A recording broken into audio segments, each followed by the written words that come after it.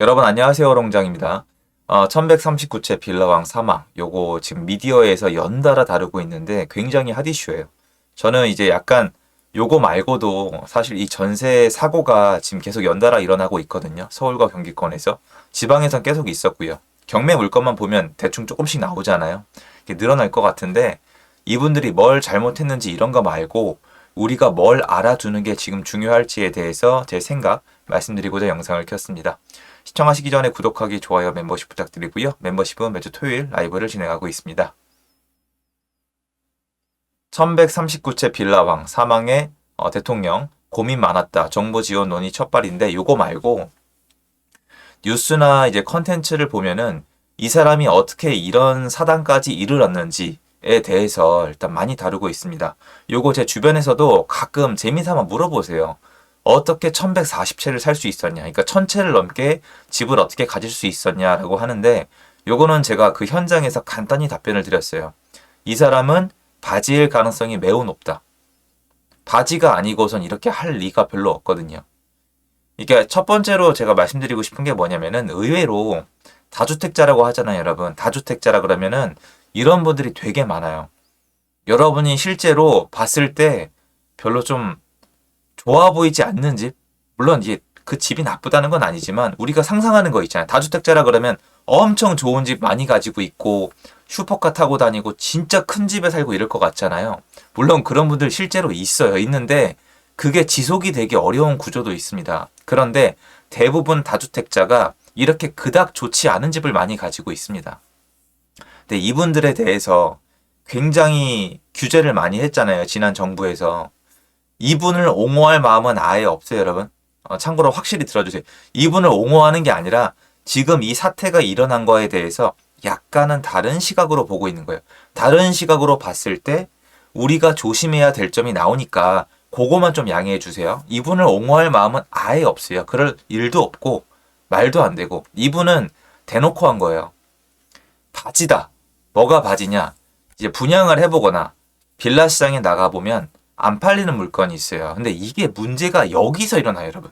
요거를 여러분이 반드시 아셔야 돼요. 이 일이 일어나는 이유는 뭐냐? 이게 그분들이 잘못했다는 뜻이 아니라 우리 사회의 구조를 말씀드리는 겁니다. 우리 사회의 구조. 뭐가 문제냐면 사람들이 집을 안 사고 전세로 들어가려고 그래요. 그런데 여기에 있어서만큼은 여러분, 여기에 있어서만큼은 돈이 없어서란 핑계를 대면 안 되지 않을까요? 빌라가 있어요. 2억짜리 빌라예요. 2억이 안 사요. 그런데 2억의 전세는 들어가요. 그러면 이분이 잘못했다는 게 절대 아니라 이분은 선택에 의해서 전세 계약을 했고 당연히 보증금을 반환을 받아야 돼요. 법에 명시가 돼 있고 임대인의 책임 사항이에요. 안 되면 보상을 해드리던가 의도적으로 사기를 쳤다면 형사처벌을 받는 게 맞습니다. 그런데 요거 지금 이 처벌 받아야 된다 잘못했다는 다 다뤘고 이미 여러분 다 아시잖아요. 이거는 제가 얘기할 필요가 없어요. 잘못했고 처벌 받아야 되는데 문제는 왜 매매가 아니라 전세를 택하냐는 거예요. 매매를 택하라는 뜻이 아니에요, 여러분. 그런 취향에 그런 의도의 지금 이 영상이 아닙니다. 사회 구조가 사면 안 되고 전세로 살게 만들어 놨어요. 맞죠? 그런데 하나 더 들어가 볼게요. 그럼 전세로 살잖아요. 그럼 전세 구조가 어떻게 돼 있죠? 전세 구조는 집주인한테 내 목돈을 빌려주고 이자를 안 받는 대신에 집의 사용권을 가져오는 거예요. 그러니까 엄연히 다 걷어내고 얘기하면은 내가 집을 사용하는 대신에 돈을 빌려주는 거예요. 그런데 얘가 돈을 안 갚는 거예요. 만기 때. 요 구조예요. 요 구조면은 어떻게 생각해 봐야 되냐면 내 돈을 빌려가는 얘가 문제가 생기면 못 갚을 수도 있다는 거예요. 이렇게 생각을 해보세요. 이거 다 달라요, 여러분. 이렇게 설명하는 건 옳지 않지만 지금 사건, 사고가 터진 다음에는 사건, 사고가 터지고 나면은 제가 얘기한 구조가 펼쳐지니까요. 사고가 터지면 제가 말한 게 펼쳐지고 그 전까진 되게 괴질감이 느껴질 거예요. 그런데 이렇게 돼요. 여러분이 잘 살고 있는데 친한 사람이 와서 1억만 빌려달래요. 1억을 빌려달래요. 그래서 1억을 빌려주기로 해서 1억을 빌려줬어요. 근데 얘가 안 갚아요. 그럼 어떻게 돼요? 이 사람이 나쁜 사람이 맞죠. 갚아야 될 거 아니에요. 근데 문제는 뭐냐면 정작 이 일을 당해보면 그닥 방법이 없어요.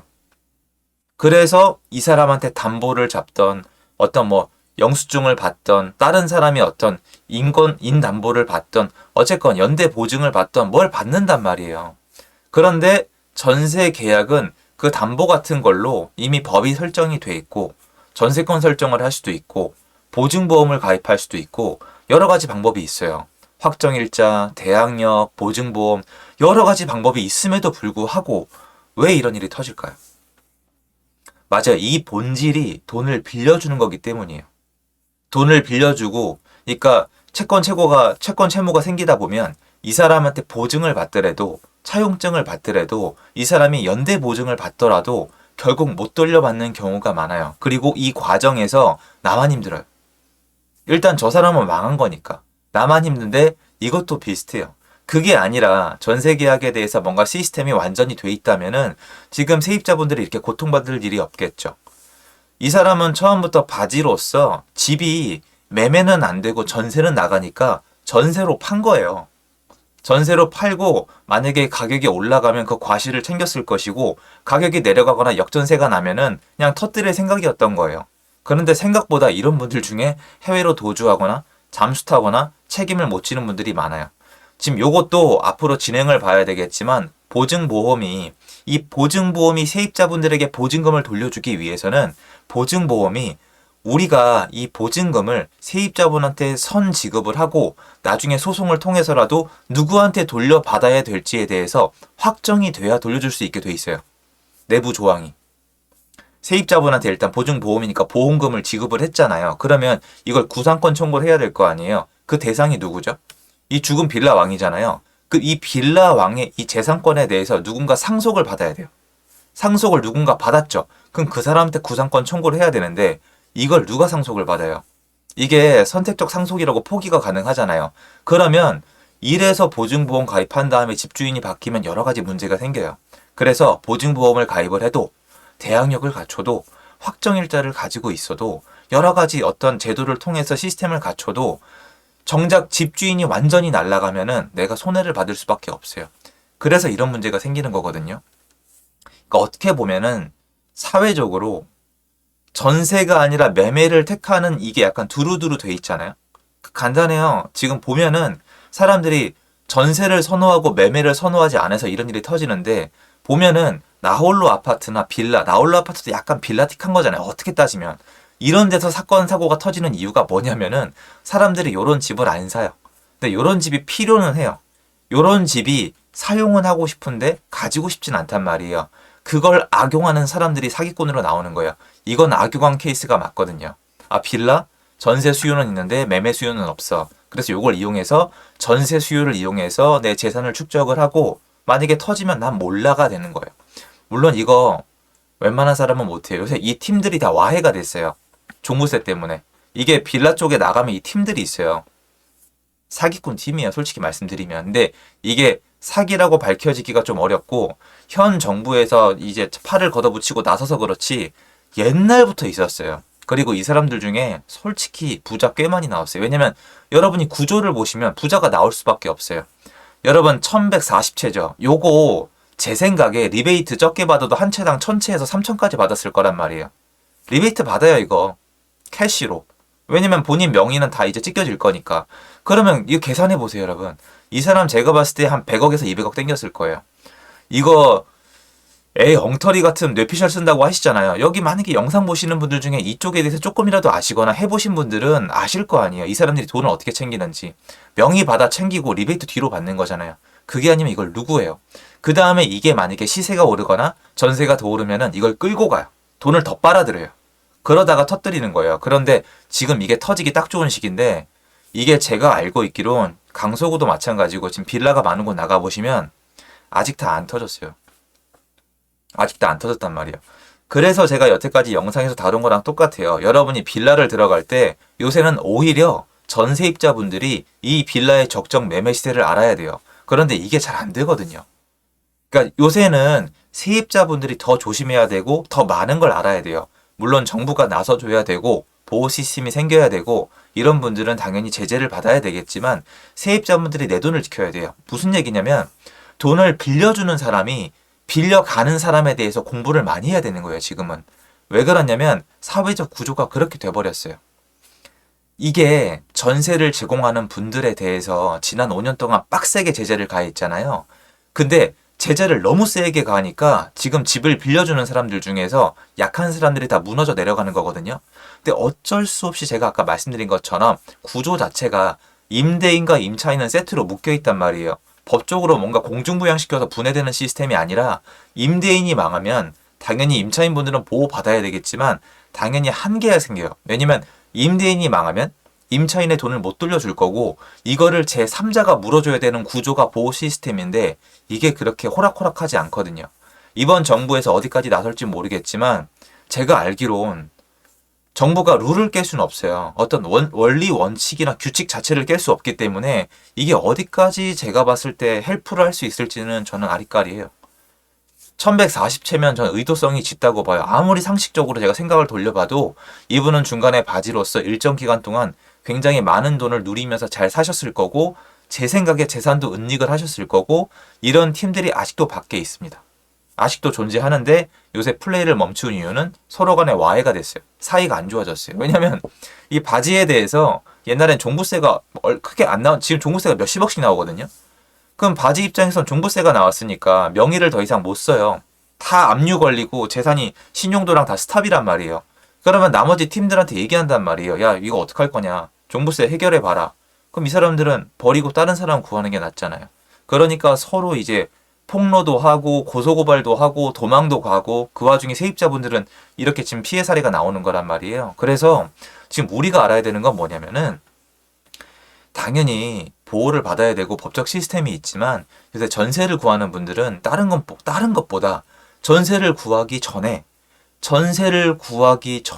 이 매매 시세, 이 빌라의 가치에 대해서 내가 이거를 산다란 마음을 가지고 공부를 한 다음에 선택을 하셔야 돼요. 이게 하기 싫다? 난 이거 좀 꺼림칙하다? 그러면 전세가 나아요. 그리고 정부에서 이런 거 이전에 대출을 풀어주세요. 대출을 풀어서 이 데미지를 나눠 갖는 거예요. 이게 좋은 방법은 아닌데 지금 그래도 제일 약자고 제일 보호받아야 되는 건 세입자분들이잖아요. 세입자분들은 어떻게든 간 다음에 세입자 돈을 돌려준 다음에 임대인이 싸우던 은행이 싸우던 보증보험이 싸우던 정부가 싸우던 얘네끼리 싸우면 되잖아요. 엄연히 따지면. 세입자분들을 먼저 보호를 하고 나머지가 싸우면 되는데 지금 사실 은행이 쏙 빠져 있어요. 대출을 막아놨으니까. 무슨 말이냐면 집주인이 대출을 통해서든 아니면 뭐 이건 좀 이론이 이상한데 보증보험이 은행이랑 어떻게 협력을 해서 세입자한테 돈을 돌려준 다음에 구상권 청구를 할 수 있도록 시스템을 갖추면 되지 않을까라는 생각이 좀 들어요. 대출이 잘 나오면 이게 솔직히 일단 1차적으로 막을 수는 있거든요. 그런데 대출이 풀려도 이 사람 세금을 어떻게 할 수 없기 때문에 종부세가 밀려 있으면 그건 정부가 또 협조를 해줘야 돼요.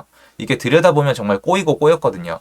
근데 다른 것보다 이 사람들은 임대인이나 빌라 왕은 본인이 의도한 거기 때문에 이런 꼴이 난 거잖아요. 그런데 세입자분들은 죄가 없어요. 제가 봤을 때. 죄가 없단 말이에요. 전세 제도가 있고 계약에 따라서 했고 시키는 거 다 했고 만기가 다가왔고 돈을 돌려받아야 나갈 거 아니에요. 잘못이 없어요. 그럼 보호를 해줘야 되는데 이 시스템 자체가 집을 사면 안 되고 전세로 들어가게 해놨잖아요. 들어가면 신혼부부 청약 못 받을 거 아니에요. 신혼부부가 빌라 사는 게 꿈인 사람이 어디 있어요. 빌라나 어디나 전세 살다가 좋은데 로또 청약이 꿈이지. 이거는 누가 뭐라고 할 수가 없어요. 사회 구조가 그렇기 때문에. 그런데 그런 구조가 있는 대신에 신혼부부나 전세입자분들은 지금부터는 진짜 매매 시세에 대해서 알고 하셔야 돼요.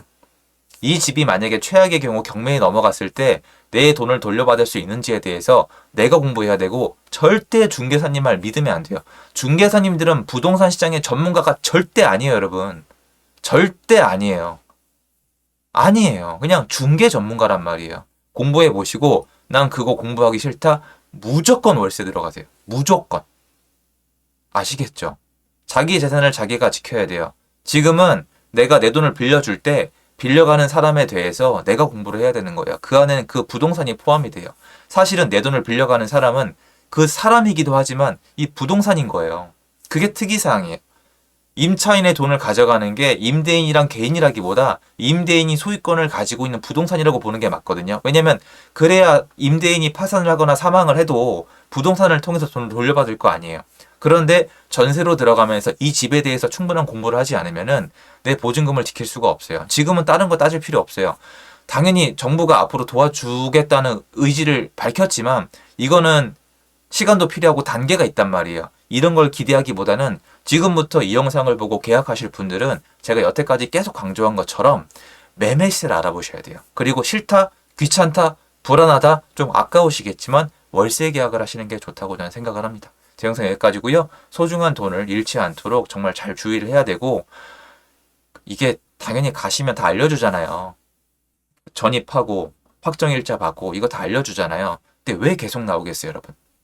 이거 당하는 분들이 바보가 아니에요. 만나서 상담해 보시면 절대 아니에요. 똑같이 간절하고 똑같이 공부하고 똑같이 최선을 다하는 분들이란 말이에요.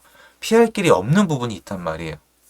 오늘 제가 말씀드린 걸 지키면은 이런 일은 안 당합니다. 그래서 그거 말씀드리고 싶어서 영상을 찍었습니다. 감사합니다.